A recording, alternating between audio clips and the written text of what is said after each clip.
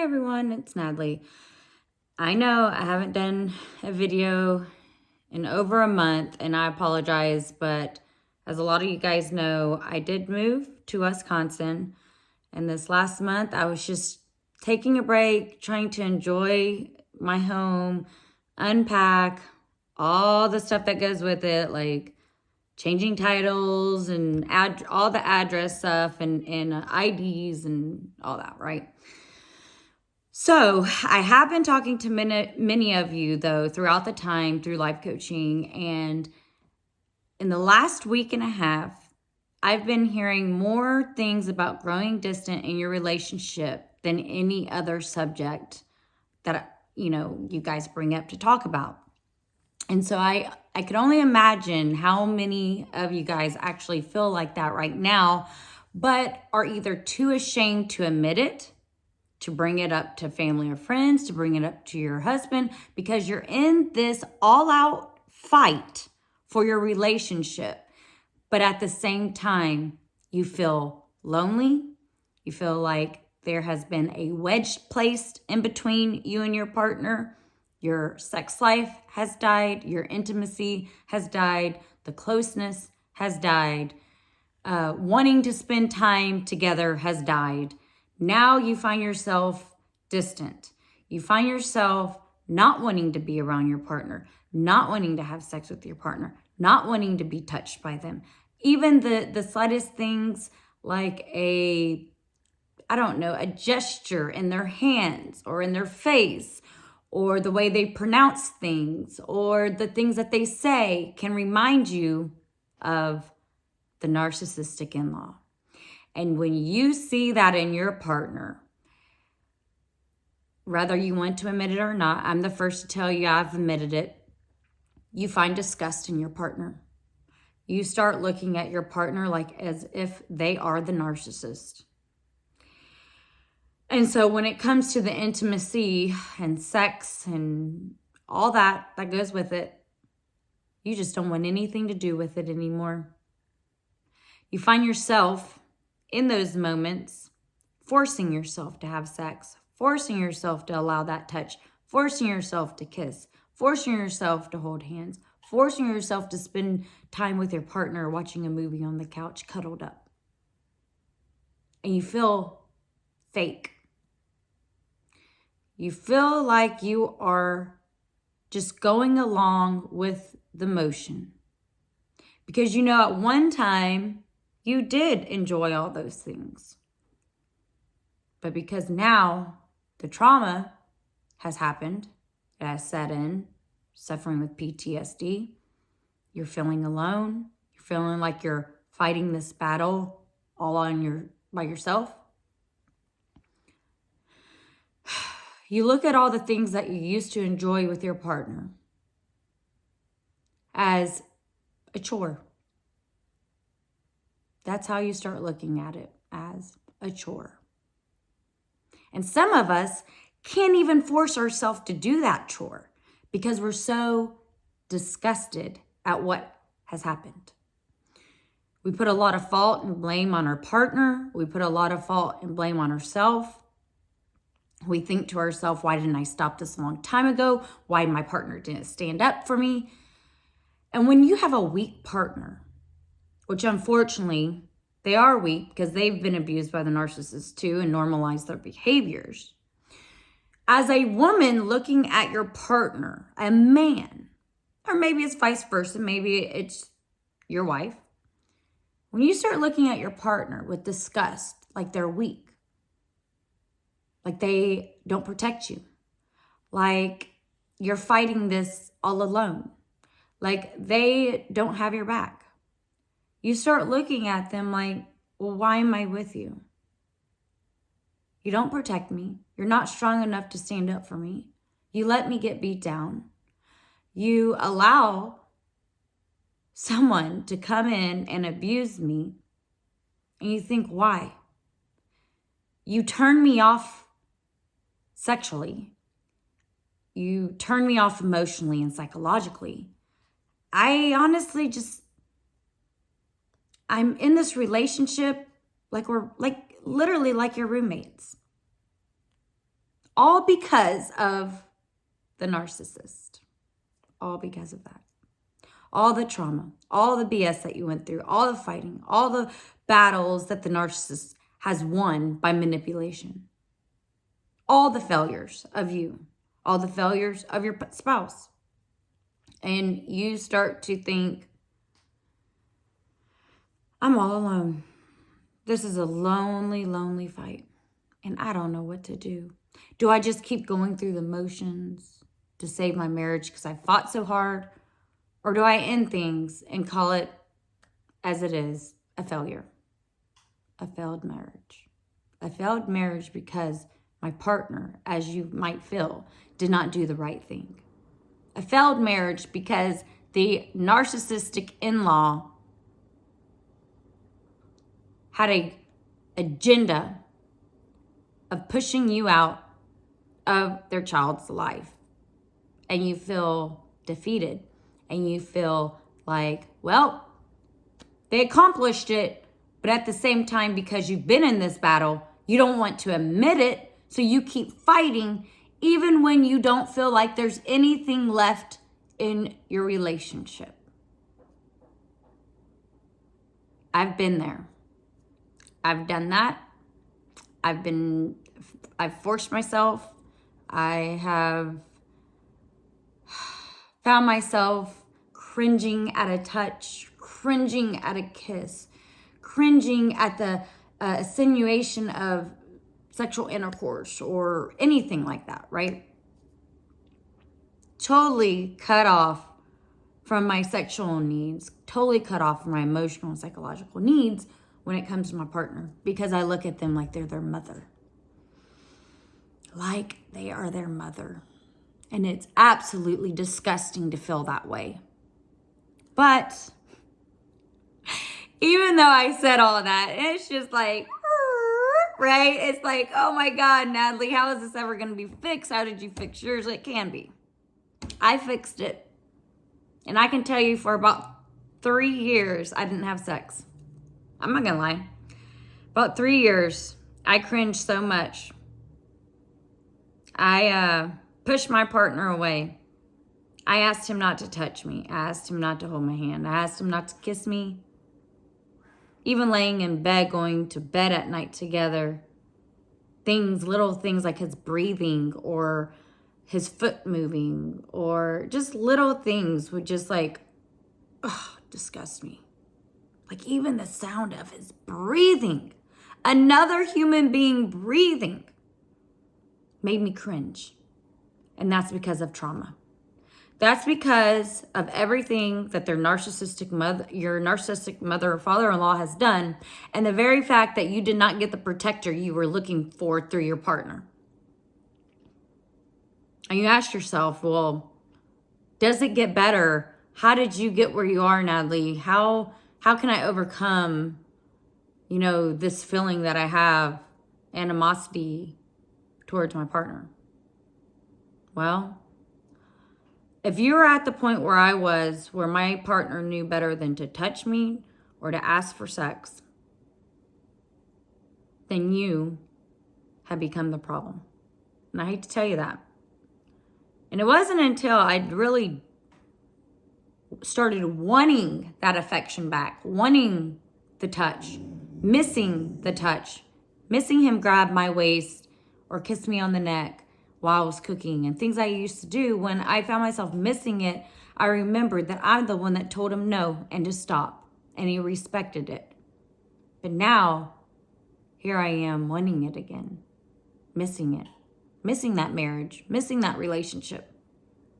And because I figured out that I was the one to blame for him stopping the intimacy and the,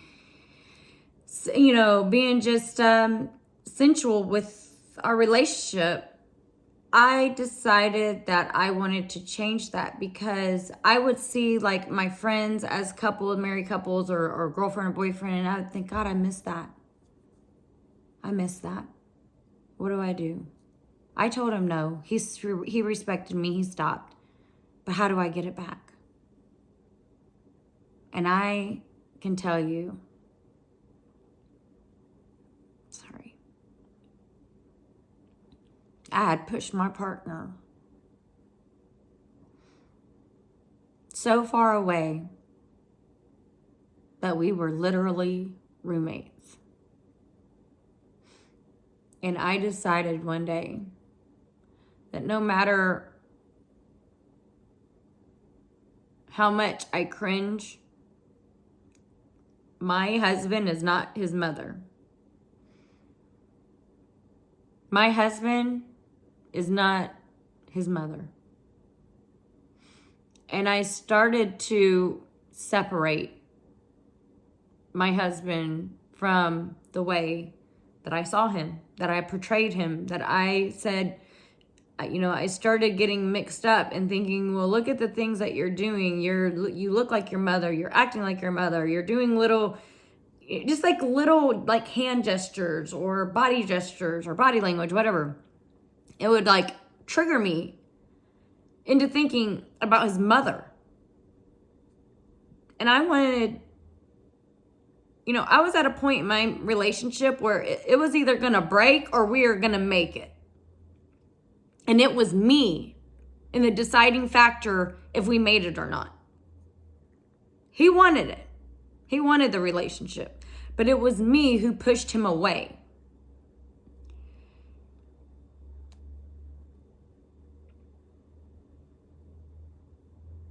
The damage that your narc in-law can do to your relationship sometimes can never be saved. And mine was there. Mine was there. I was so disgusted with everything. And I looked at my husband like that. But I loved him so much that I was willing to change my behaviors and start focusing on the fact that my husband is not his mother. That I'm not having sex with my mother-in-law. That I'm not kissing my mother-in-law. These aren't the things. This isn't reality. But because I was so hyper vigilant all the time and I was so upset all the time and I was just so angry and had hate in my heart, I started looking at my husband as though he was the perpetrator, even when he was a victim. And some of you out there, maybe your husband is a narcissist too. Maybe he is a perpetrator too. But these aren't the ones, I'm not talking about that. I'm talking about when you are dealing with your husband who you blatantly know is a victim, who you blatantly know has been abused by the narcissist, who has been controlled, manipulated, mind control, all this, right? You know, even if they're still being mind controlled, you know that the reason why they behave the way they behave is because they are a victim. These are the people, these are the spouses I'm talking about. I'm not talking about someone who has a narcissistic spouse and a narcissistic mother-in-law. That's not what I'm talking about. So I don't want to hear that in the comments. And I think a lot of you guys watch my videos and some of you guys don't realize that I am talking on my life experience, on what I have experienced. I have not experienced a narcissistic husband. I've experienced a scapegoated husband. Okay? So maybe you have a golden child. Maybe you have a forgotten child, which forgotten and scapegoat are very similar. But I'm speaking on my experience and maybe you can relate. And if you can't, that's okay. Maybe you could take pointers. Maybe, I don't know. But there's been times in the comments, they're like, well, Natalie, that's not true. I have a golden child husband or I have a narcissistic husband. That's not what happened. Damn right it's not. Your experience is different than mine and different than a lot of other women that I talk to whose husbands happen to be scapegoats or forgotten. But let me get back. I'm sorry, that was a rant. But what I can tell you is if you find yourself in a situation where you are absolutely disgusted and distant in your relationship with your partner, is it's on you to fix that. And maybe I'll get ridiculed on it, but if you push them away, then you were the problem. Was the narcissist a problem? Yes, absolutely. They are absolutely at fault for all of this that has went on. But were you a problem within your own marriage as well by starting to be disgusted by your partner because of their behaviors? And it's true. It happens. Happened to me. I lived in a sexless marriage for years. Well, actually, we weren't even married before. We hadn't even gotten married, to be honest. We were still dating. I think we're on our, I don't know, maybe 15th year. 13th, 15th, I don't know. Something like that. We hadn't even been married because we couldn't get the acceptance. After 13 or 15 years, whatever it was, we could not get the acceptance, or, you know, his parents just wouldn't agree. So, but I think the resentment, like, it just starts building. And then you find yourself telling, just like cringing. Let's be honest, we cringe. But I wanted to change that. I wanted to save my marriage. I wanted to be stronger than that because I had been weakened by the narcissist. And so I took it into my own hands to fix that. And unfortunately, because you have broken some things in your marriage, your relationship with your partner, you're going to have to be the one, the mechanic, to fix it. Even when your husband has, you know, broken things too. I think there's got to be a huge talk between you and your husband. There's got to be a huge conversation about why you know, grew distance, why you no longer want to have sex, why you don't want to be touched, things like that. There's got to be a huge life-altering conversation like I had with my husband. And I straight up told him, I am not sexually attracted to you anymore. This is why I push you off. This is why I tell you no. This is why it's cold in the bed. And I told him why. I said, you remind me of your mother. And I think it all stems from the fact that you didn't protect me. And it destroyed me emotionally and psychologically. And I looked at you different, like you were a weakling. That's not the strong man I met. Well, at least I thought was a strong man until his mother got involved. And I just told him straight up, you want our life to get back on track, our marriage or relationship to get back on track, you're going to have to become the man that I thought you were. Maybe the man you once knew until their mother got involved. And I said, there's no more of this mother-in-law bullshit. Excuse my language. There's no more of it. Because I can tell you, I'm not going to live in an intimacy-free, sexless marriage the rest of my life. I'm not going to do this. I want to be close to my partner. I want to hold hands without cringing. I want you to touch my waist and kiss my neck without cringing. I want to spend movie nights cuddled up on the couch with you. But your behavior's got to change. If you don't start protecting me, you don't start seeing the gaslighting techniques, the hoovering, the cognitive dissonance, everything that your parents or your mother, especially your mother, does to me and to our relationship and to you. I don't know if I could continue being in this relationship like this. And if you can't stand up and be the man and protect me and protect the family we created, it's no more. And I think after that talk, he finally realized that his mother created a huge problem in our marriage. And we all know men love to have sex. Not all, especially if you're dealing with, sometimes a narcissistic man does not like having sex because they use it as a controlling mechanism, as a manipulation tactic. Some, on the other hand, are sex addicts. And women like having sex. I shouldn't just say that. But we are questioned through this time.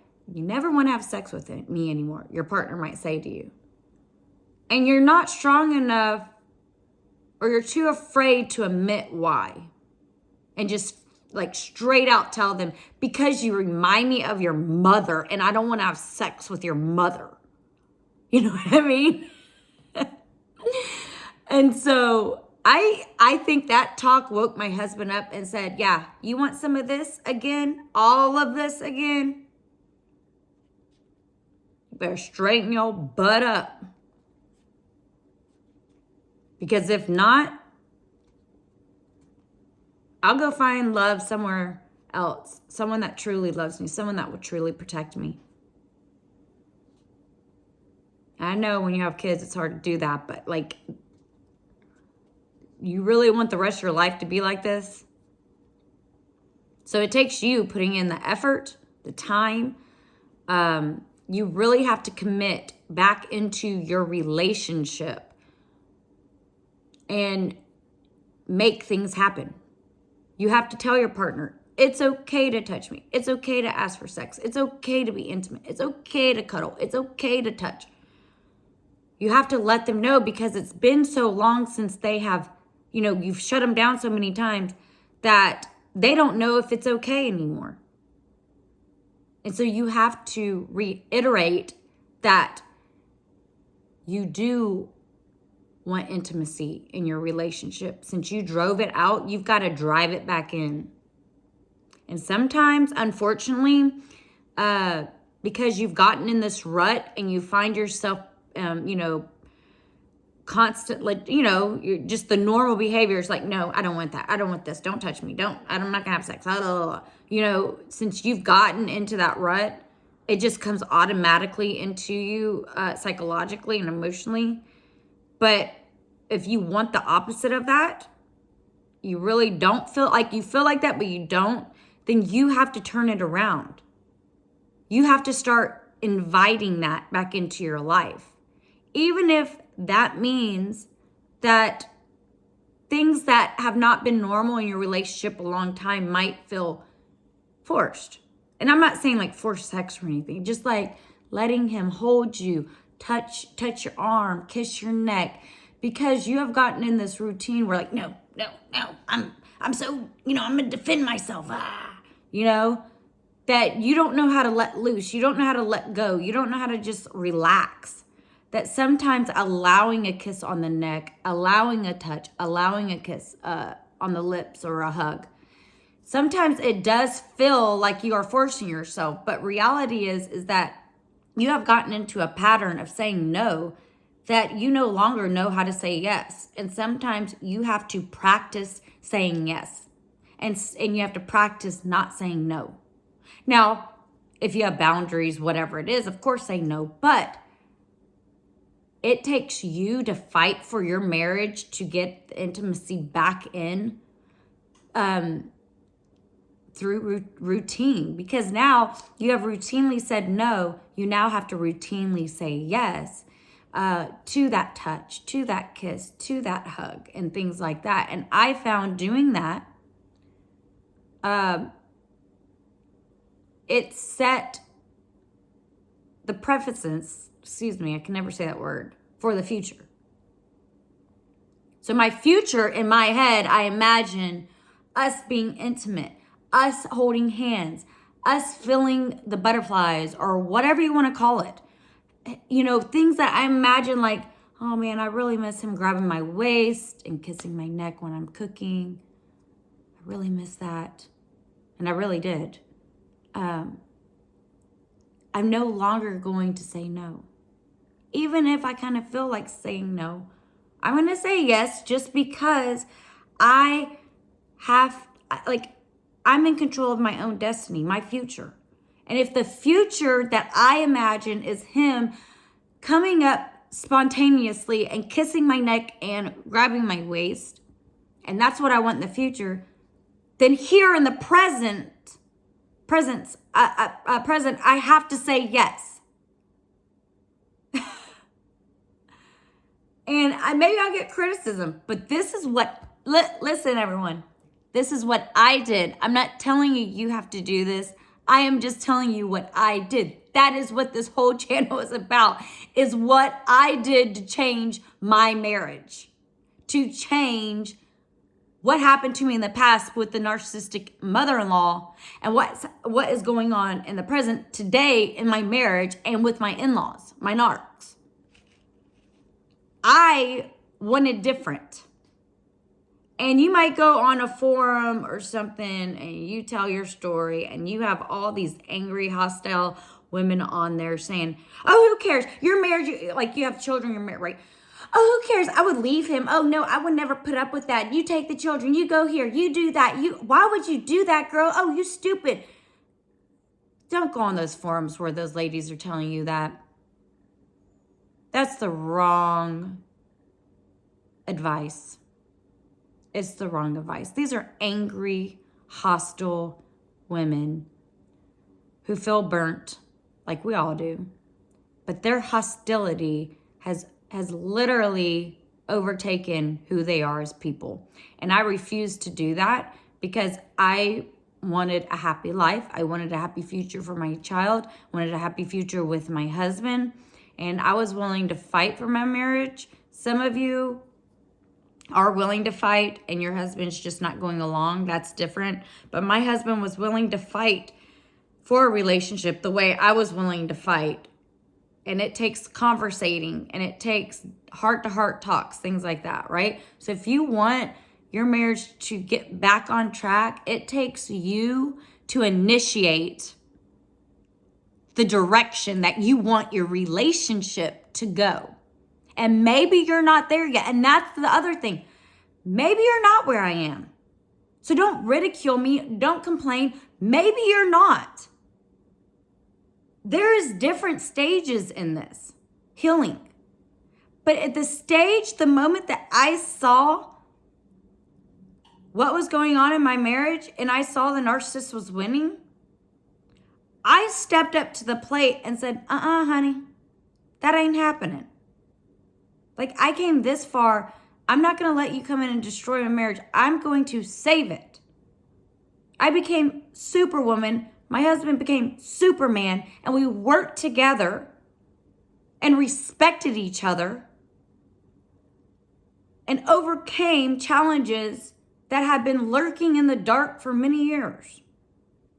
And I think that heart-to-heart with my husband saying, I'm going to leave you if you don't, I'm telling you, I'm going to leave if you don't freaking help me out in this situation. I think that moment, my husband knew I was not playing and everything changed. And maybe you don't have a husband like that. And then that means you have a spouse problem. That means a lot deeper issues are going on within your marriage. But I am talking about what I did to change mine. So it is almost 30 minutes. Oh God, I'm going to start doing more videos. Guys, I have been so exhausted. And guess what? The very first, I think second or third week I was here, I was out gardening and I don't know my yard too well. I hit my toe on a cement edge and broke 3 of my toes. So it's not been fun. I have been in a lot of pain. I have a boot now and I'm like walking around and hobbling.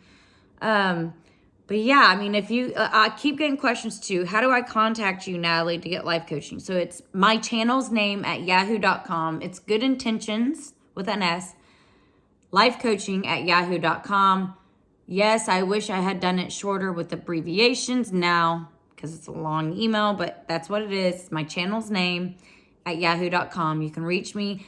And the same other question I keep getting is how much? How much is the session? I have told this in past videos many times.